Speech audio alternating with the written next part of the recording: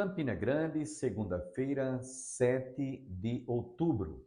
Estamos iniciando mais um programa e mais uma semana que Deus está acrescentando à nossa existência. Hoje comemora-se o Dia do Compositor. Parabenizamos a todos os compositores. Você vai ficar agora com o pastor Antônio Júnior, trazendo-nos mais uma reflexão da palavra de Deus.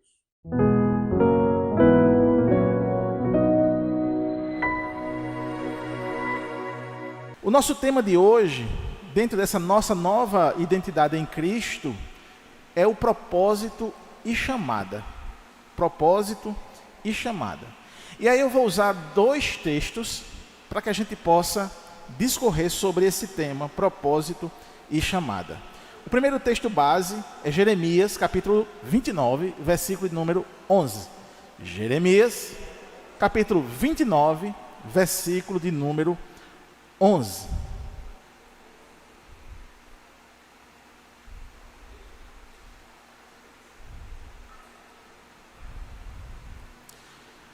E diz assim: porque eu bem sei os pensamentos que penso de vós, diz o Senhor, pensamentos de paz e não de mal, para vos dar o fim que esperais.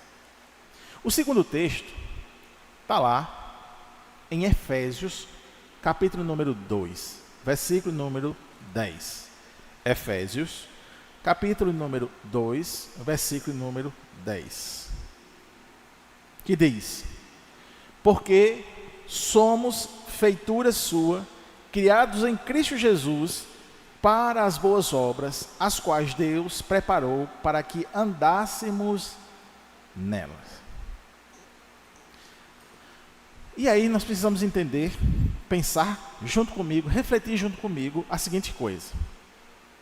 Vivemos em um tempo que a juventude procura respostas para algumas perguntas, algumas questões, alguns questionamentos que vêm de fato à nossa mente.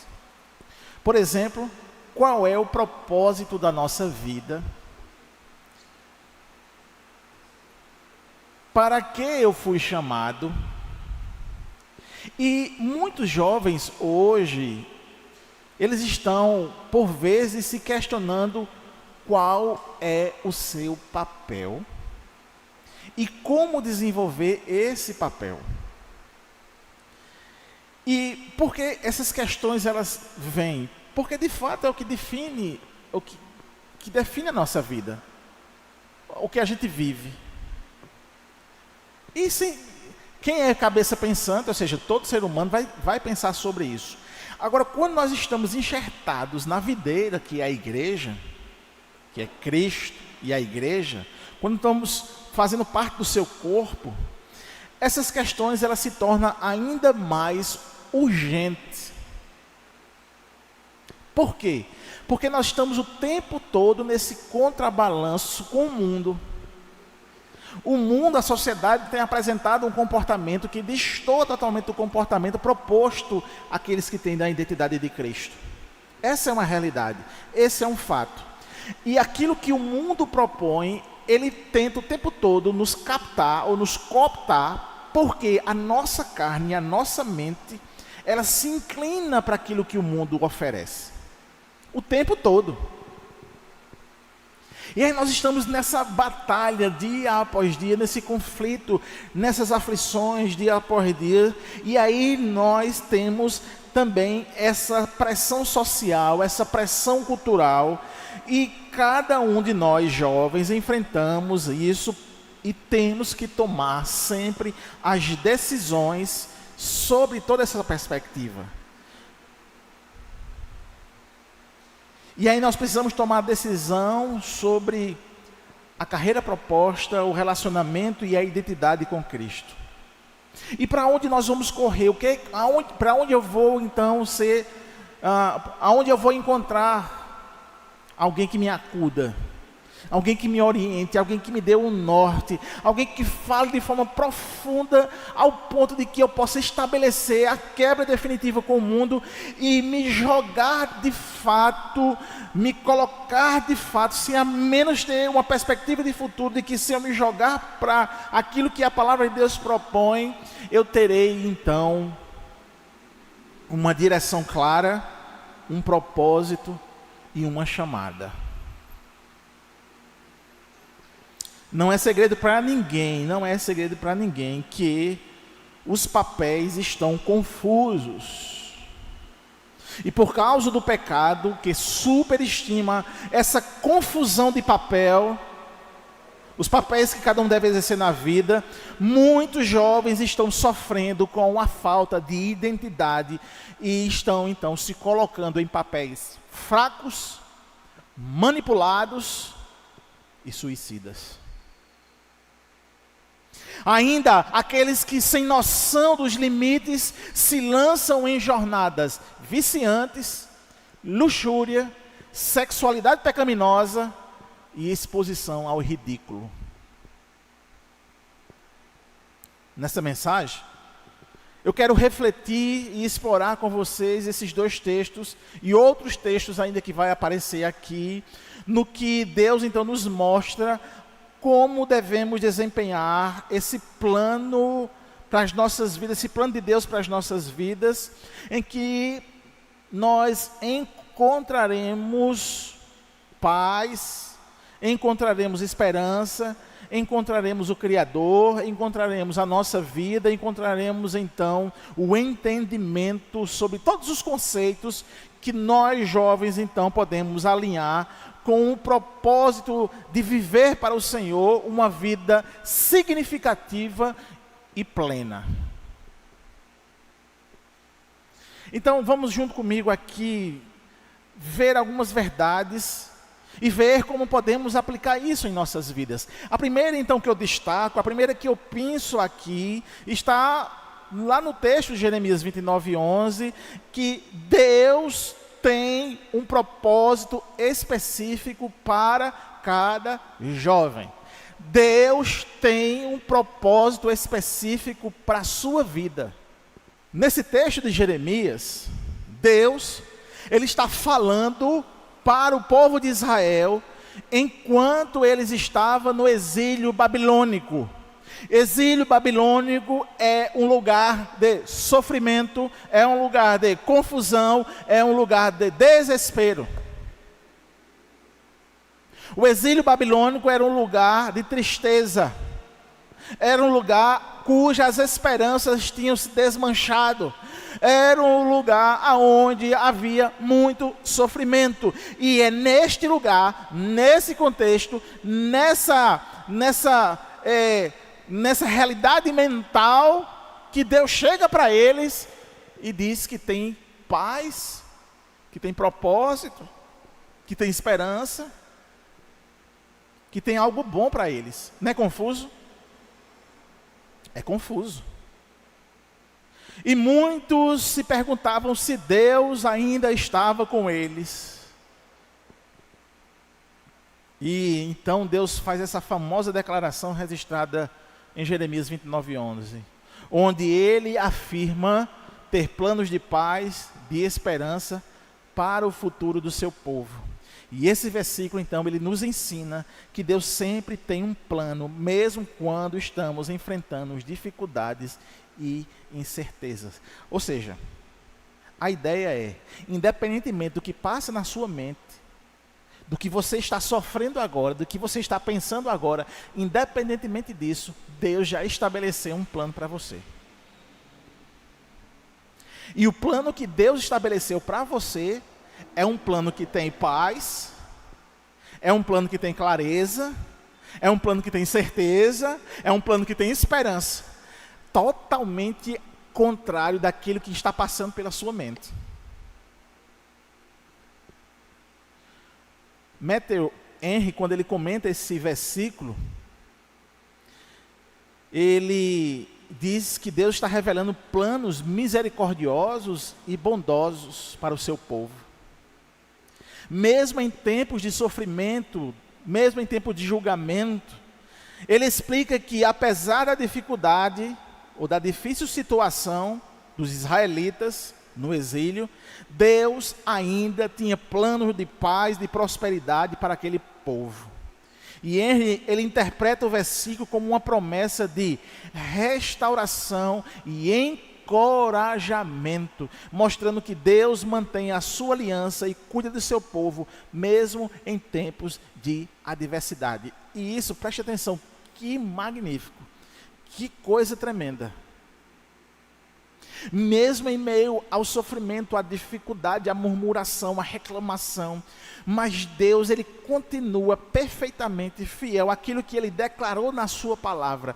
E se ele diz para o povo que tem para eles no futuro paz, prosperidade, estar com eles, restaurando eles e encorajando eles, Deus vai cumprir com a sua promessa, amém?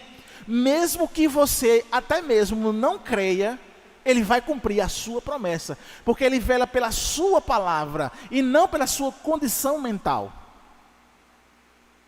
e não pela sua disposição, aquilo que você acha que vai acontecer ou não. Independentemente disso, ele vai cumprir com os propósitos dele determinados em nossas vidas, aleluia.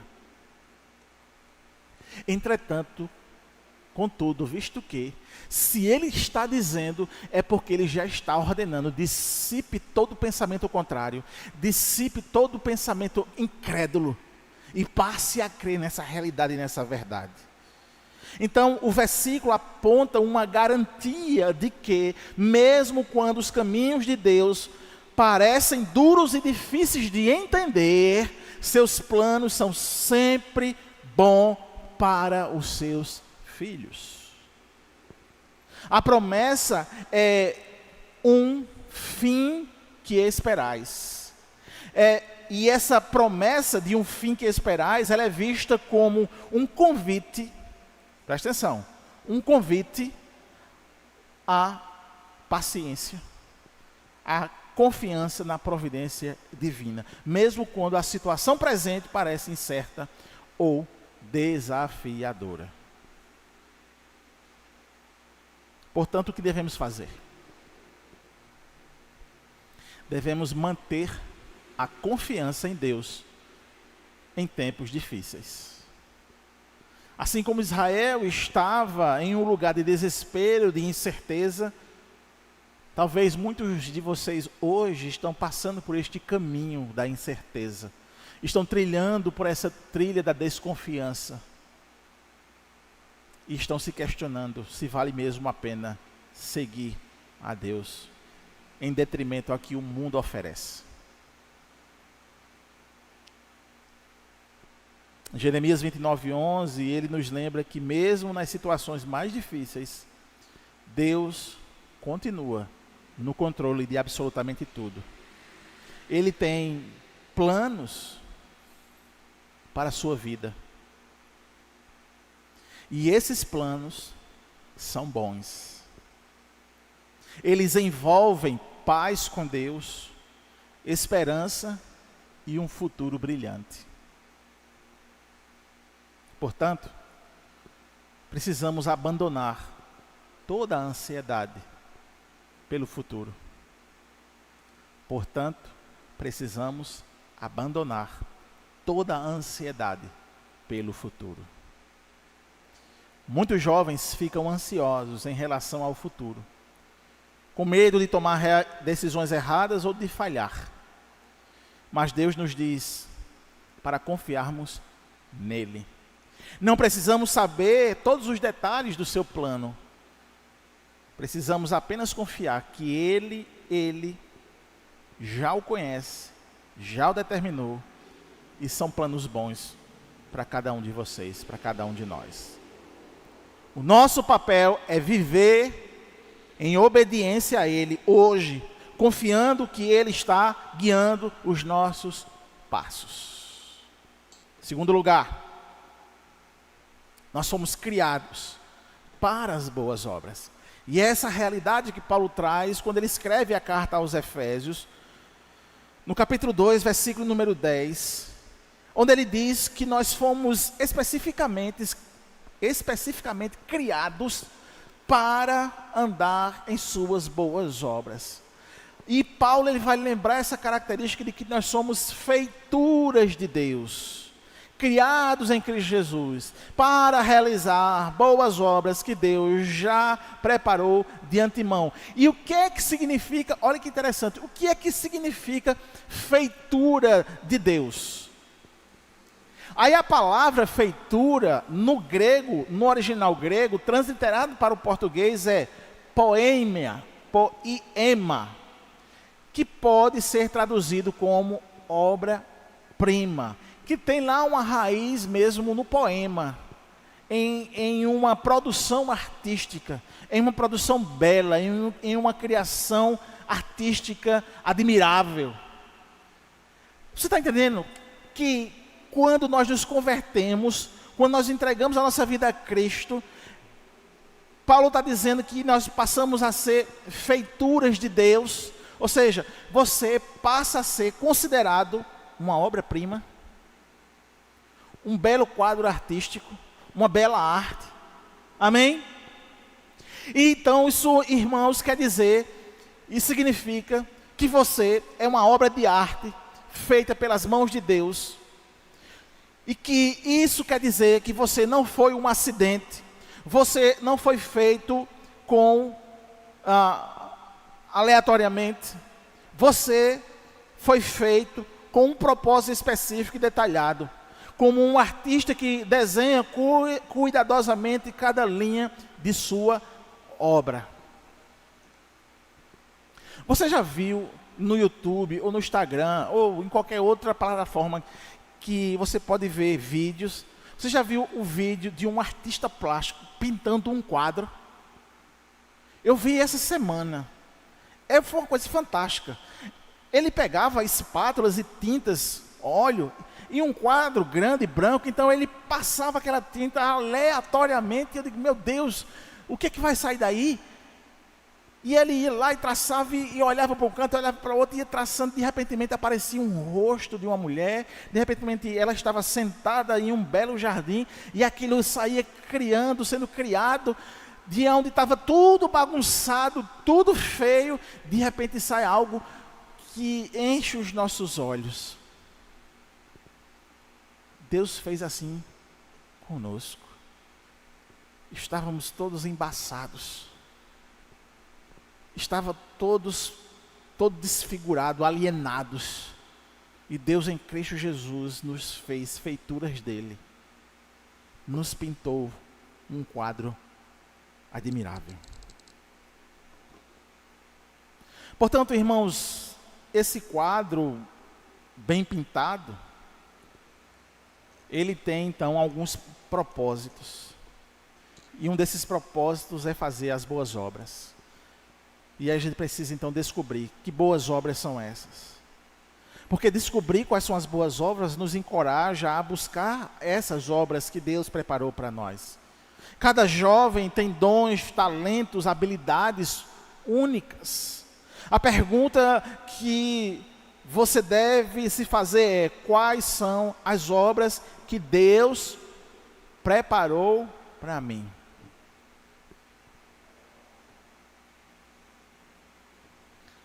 E eu quero dizer a você que isso inclui servir na igreja, ajudar os necessitados, compartilhar o evangelho, ou simplesmente ser um bom amigo e testemunhar de Cristo em seu ambiente de trabalho, em seu ambiente de escola, em sua comunidade. Isso então quer dizer, irmãos, que a partir do momento que Deus já pintou essa obra-prima, que é você, amém? O propósito já começou. Você já está nas boas obras. Você já está exercendo essas boas obras.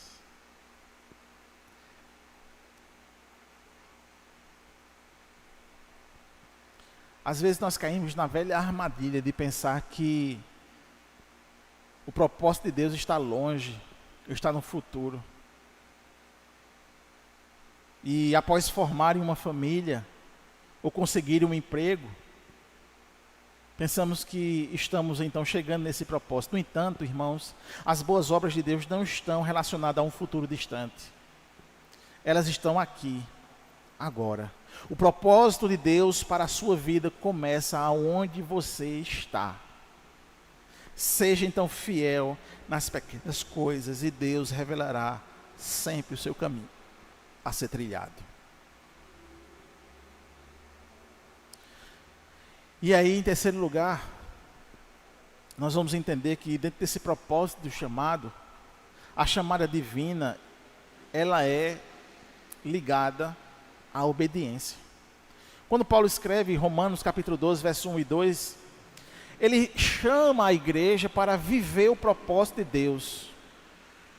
Mas ele não só chama, ele exige que nós venhamos a responder a essa chamada com obediência. Romanos capítulo 12, verso 1 e 2, Paulo está nos exortando a oferecermos os nossos corpos como sacrifício vivo e não nos conformarmos com os padrões deste mundo, mas sermos transformados pela renovação da nossa mente.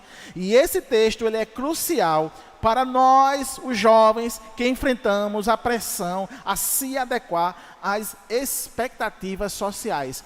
Esse texto ele serve então como esse consolo, esse bálsamo e também essa chamada da responsabilidade, porque agora nós, feitura de Cristo, nova criatura, a nossa mente, o nosso corpo, ele não mais está à disposição do mundo. Porque na ideia de Paulo, nós já morremos para ele. Isso quer dizer que a nossa mente, o nosso corpo, ele está agora totalmente à disposição de Deus, ao ponto de oferecermos ele em sacrifício vivo. Antigamente, quando o povo de Israel se reunia para fazer a adoração pública, eles se reuniam em uma semana, ou em um mês, ou em ano. E toda vez que havia essa reunião de adoração, teria que se imolar um cordeiro, teria que sangrar o cordeiro, pegar as partes, jogar em uma bacia, tocar fogo, para que aquele ritual e aquela fumaça subisse e Deus então aceitasse o culto. Quando Paulo escreve Romanos capítulo 12, ele está dizendo para aquele povo que agora Deus não mais recebe esse tipo de adoração, porque o Cordeiro de Deus já foi imolado na cruz, ele já verteu o seu sangue para expiar os nossos pecados, e agora o sacrifício ele é vivo. E quem é esse sacrifício vivo? Nós. O que nós estamos fazendo aqui esta noite é sacrifício vivo. Nós não temos nenhuma bacia com um cordeiro morto aqui, porque não precisa mais. Essa reunião, então, é justamente esse sacrifício vivo. E esse sacrifício vivo, ao qual nós estamos fazendo aqui, ou seja, reunidos em nome de Cristo para adorá-lo, com os elementos culticos, com os meios de graça, louvor, oração, palavra, ministração da palavra, atenção à ministração da palavra. Isso faz com que, então, a gente diga de alto e bom som que nós não nos conformamos mais com o mundo. Por isso nós estamos aqui. Porque se você estivesse em conformidade com o mundo, você estaria em outro lugar. Amém? Então, quando você vem para a igreja, você está dizendo para todo mundo que está testemunhando que você, então, é crente e que oferece o sacrifício vivo a Deus. E isso é importante, porque demonstra uma mente renovada. A mente renovada, ela é fundamental para discernir a vontade de Deus. Uma mente que não foi transformada, ela não pode entender o propósito divino. A chamada de Deus é radicalmente diferente da maneira como o mundo vê o sucesso, o poder e o propósito. Ou seja, enquanto o mundo vê o poder, o propósito e o sucesso balizado na sexualidade pecaminosa, no enriquecimento ilícito ou em qualquer outro tipo de pecado, para Deus, o nosso sucesso, o nosso poder e o nosso propósito é estar aqui reunido na presença dEle para louvar e engrandecer o seu nome e reconhecer que só Ele é Deus.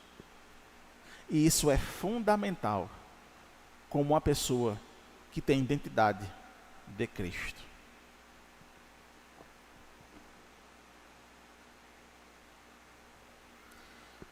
O chamado para nós hoje é: